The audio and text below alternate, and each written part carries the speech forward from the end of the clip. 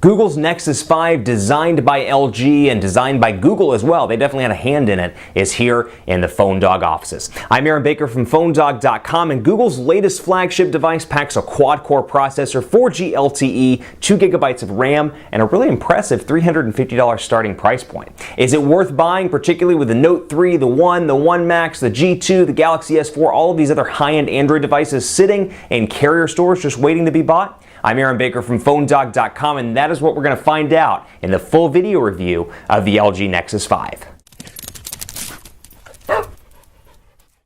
It's finally in the PhoneDog offices, or at least PhoneDog West. The Google Nexus 5, designed by Google, manufactured by LG, a direct hand in the process by Google, and this is the latest iteration and very popular, at least among devs and some consumers, but mostly tech enthusiasts, Nexus line of devices. The Nexus 5 has a 2.26 gigahertz quad-core Snapdragon 800 CPU. It's packing a 4.95-inch HD display. It's a 1080p HD display, an 8-megapixel camera with 1080p HD video recording and optical image stabilization. It's got 2 gigabytes of RAM. This is the 16 gigabyte model, but there is a 32 gigabyte version as well if you so desire. 2,300 milliamp hour battery and 4G LTE connectivity. It's unlocked and can be supported on Sprint, AT&T, or T-Mobile. But the best part possibly of all, it's got great specifications. It's got Android 4.4 KitKat. It's the only device right now to have Android 4.4 KitKat, and the best is the price point for a lot of people. This thing comes in unlocked at 16 gigabytes for $349. The 32 gigabyte version is going to set you back $399. So for an unlocked device, keeping this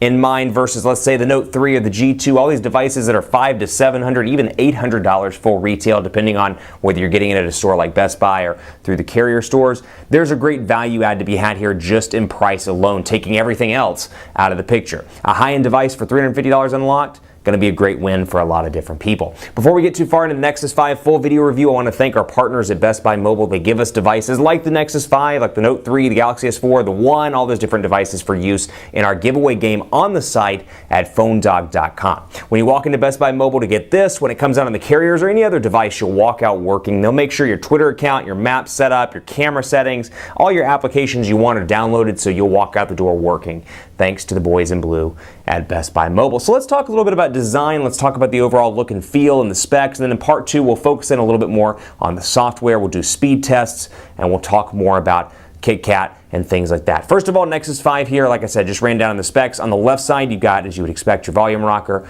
On the right side, you've got your power button and micro SIM card slot. Up here, you've got your 3.5 millimeter headphone jack. Down at the bottom, speakers and micro USB charging port. And then on the back, you've got your camera with a flash sitting just below it. You've got kind of a matte soft touch back here with the Nexus logo.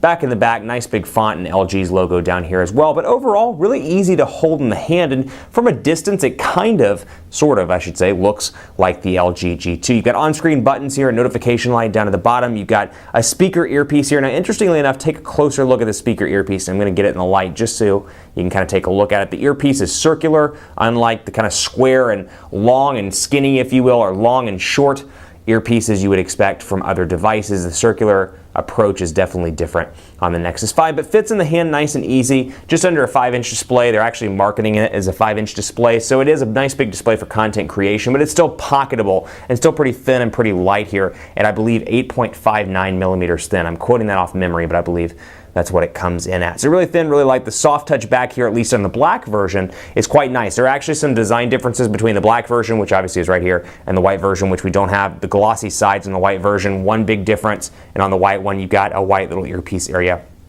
here as well. So a couple of differences depending on which style you go with. The white one is also two-tone, so you've got a white back and a black front. So very similar to something you might see on, let's say, the Moto X, another very popular device. But it's running Android 4.4 KitKat. One thing I want to point out about the design here that I found kind of interesting, a little nitpicky, but still, you know, since this is a full video review, I want to point it out. When you run your fingers like this over the volume rocker or over the power button, they're definitely sharp buttons. So as you run it through, you can see the sharpness or feel the sharpness on your hand. Now, it's not something that's going to cut my hand by any means. It's not that sharp, but still something as you kind of run your finger maybe up the side or down to click the power button as you're using it in day-to-day use could be an issue. could be something that gets old over time, so something just to kind of keep in mind. But software-wise, you're running Android 4.4 KitKat. It's a vanilla version of Android 4.4, so the way, as Google would probably say, the way they intended it, it does not have any sort of user experience running over top of it like Sense or for TouchWiz, for example, or LG's user interface. Though I would argue in today's world, really what you're getting is LG's user interface with a splash of Android, or Samsung's user interface rather with a splash of Android. You're not getting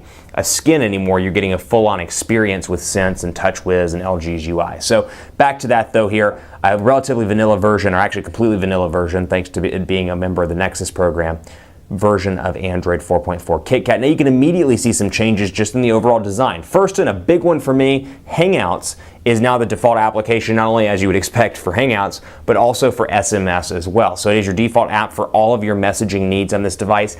I find it to be a little bit wonky when it comes to SMS, because if I have Hangouts activated, for example, and I have somebody's email address in it, and then I have a person, like a contact, for example, let's say John Doe, and his email address is john@doe.com, and I have to go to text him, sometimes I found that those would route to his email address via Google Hangouts as opposed to running through SMS. So prioritizing that could be a challenge, at least in an initial setup. That's something I would like to see a little bit clearer in a future version of Hangouts on a device, if that makes sense. I'd like to see a little bit more of a distinguishment between SMS and Hangouts itself. So little point that I would make to Google if they're listening, which they're probably not, but hey, you know what?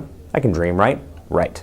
Anyway, applications here out of the box. You can see widgets, no longer a shortcut to your widgets here directly in the notifications or applications area, I should say. You've got a couple of applications I've installed along with some that came with the restore. You're going to notice a couple of different ones like Chat On, obviously not a Samsung device, but came with the restore that I did when I put in my heronbaker@gmail.com on-camera account. And my Verizon Mobile, obviously not a Verizon unlocked device. So just applications, keep that in mind, that I had from a previous Android device that got carried over via my Gmail account. So Drive here, as you would expect, you've got Chrome out of the box, you've got some Instagram stuff, Photos here as well, Google Photos, Google Plus integration, you've got YouTube, Wallet, and then of course some things I downloaded here as well. You can see on-screen buttons here, back, home, and recent applications. Activates Google here by going to home and pressing on it just like that. Individual area down here, notifications area remains largely unchanged. You've got, of course, your Google Plus shortcut right there, settings, brightness, Wi-Fi. I've got my battery meter, and I can access that much like in Android 4.3 by using 2 fingers and swiping down. Settings here, surprisingly unchanged as well. You've got a shortcut now to tap and pay, where I can pay with just a tap and learn more about that. It takes me to the Google support page, as you can see. It applies only devices running Android 4.4 when NFC is turned on. I can take advantage of that via Google Wallet. And then over here as well, display, sound, all the typical suspects here in the settings area. Now, if you're asking how to change the wallpaper, how to add widgets, a little bit different here on Android 4.4. You press and hold, and you see a new shortcuts area here for wallpaper, for widgets, and for settings. I've got shortcuts to my widgets just by swiping over. You can see all the different stock Google widgets, or Android, vanilla rather, Android widgets out of the box. And then, of course, I can change my wallpapers as well.